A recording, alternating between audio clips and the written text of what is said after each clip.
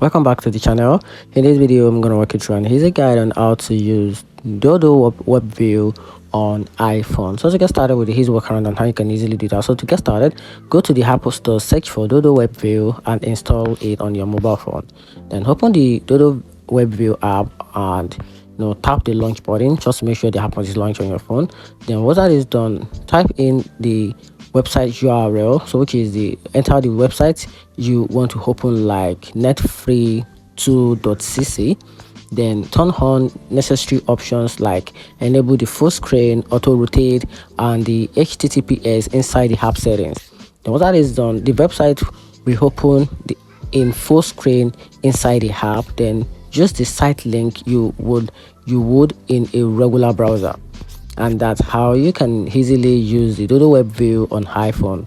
Hope you find the video helpful. Turn on the notification button and subscribe for more. Thanks.